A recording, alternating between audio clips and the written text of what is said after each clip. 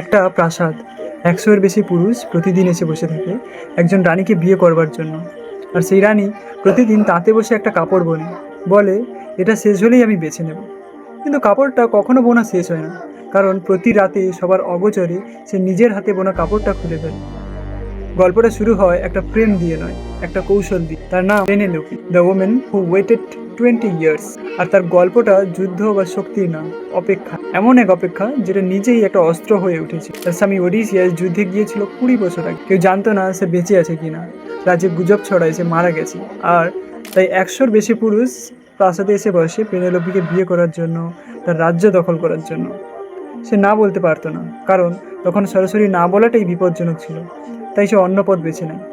সে বলে, আমি আমার শ্বশুরের জন্য একটা কাফনের কাপড় বুনছি, এটা শেষ হলেই আমি বিয়ে করব। পেনেলোপি পরে স্বীকার করে যে, by day I would weave the great weave, but at night I would unravel it. 3 বছর ধরে এটা চলে, কেউ ধরতে পারে না, কারণ কেউ ভাবেইনি অপেক্ষা করাটা হতে পারে একটা পরিকল্পনা। আর এই 3 বছর প্রতিটা রাত সে অপেক্ষা করে এমন একজনের জন্য যে হয়তো আর কখনোই ফিরবে না। তারপর একদিন এক বৃদ্ধ ভিখারি প্রাসাদে আসে, ধুলো মাখা, ক্লান্ত। পেনেলোপি তাকে দেখে কিন্তু চিনতে পারে না। সেই ভিখারিই ছিল ওডিসিয়াস। 20 বছরের অপেক্ষা, আর সেই মানুষটা যখন তার সামনে দাঁড়িয়ে, তখন সে চিনতে পারে না, কারণ সে কখনো নিজের বিশ্বাসকে অন্ধ হতে দেয়নি।